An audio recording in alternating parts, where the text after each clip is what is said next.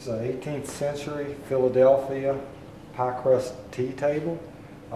In design, it was designed in order to, whenever you had a guest over, you would serve the tea, you would turn the tea around to your guest and then serve yourself. That's sort of how the design got started. It has sort of a splash-proof edge that is not applied molding. It was out of an 8/4 or 2-inch thick piece of mahogany that I turned on a lathe. I dished the center of it out. It was actually in an upright position while I was operating the lathe. It was like this, spinning on a lathe, and I put a tool up to it and dished the center out and left a band of thicker material on the outside. I then scalloped the outside edge and developed a profile pattern and then hand carved out the interior part. Now when I had on a lathe, I was able to establish this profile, this major large profile on the outside, and I was also able to establish this edge and this little dished out profile only where it hit here, but that kind of gave me the established profile that I was able to relieve farther in order to create the pie crust look.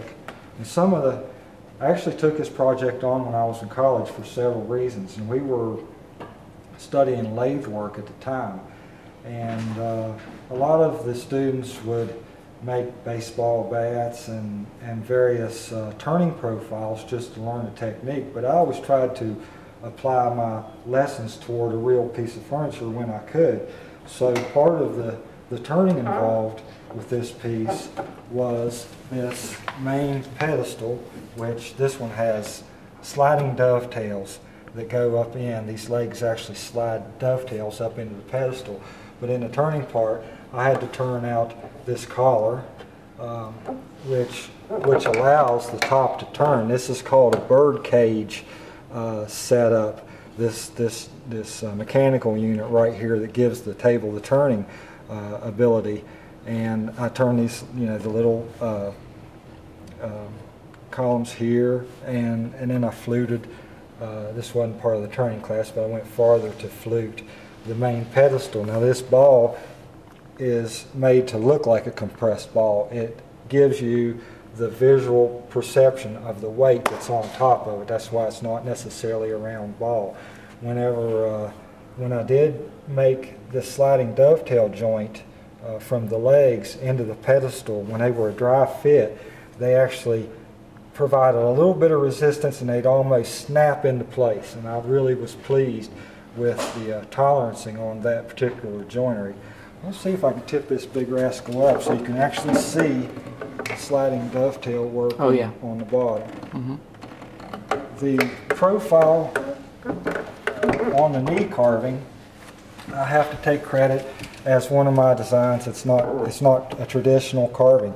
If you look at the scallop and the bead, that's exactly the same profile that you have here, and long beads. So basically I took this much and mirror imaged it, and it gave me this profile. So I'm echoing that feature throughout this piece of furniture.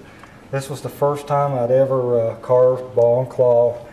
This come out of a big 3-inch thick chunk of mahogany, and I did make a sample which I still have at my wood shop today. If we think about it later, we can even break it out and I'll show you. That's the learning challenge. I wanted to know for sure I could do that before I tackled this particular project. But that's the tip and turn feature and ball and claw feet of this Philadelphia pie crust tea table, which was a great learning lesson and for me, and it advanced my career. It was after I made it, a lot of people started taking me serious, that hey, this guy can make some of this stuff. So I have a good history with this, and I certainly appreciate the opportunity to be involved in such a project.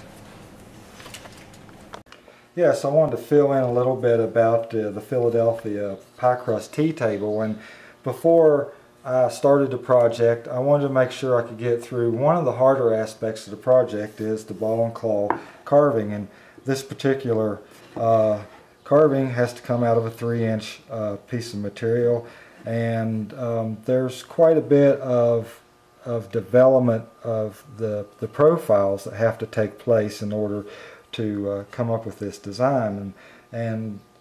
So to be sure I could finish the project, I wanted to try carving first, and that's what this was all about. And you can actually see a different knee carving profile than what I used on the actual piece. And it's one of those items that you just really need to get a visual on before you want to try it out for real. When I'm an instructor teaching classes and a student is unsure about a particular technique, I always suggest, let's do a sample run. Let's get some cheap wood and make sure we can do this before we start on our expensive wood. And almost always I think the student is glad that they heeded that advice, and it really makes for better completion and more success at the end of the project.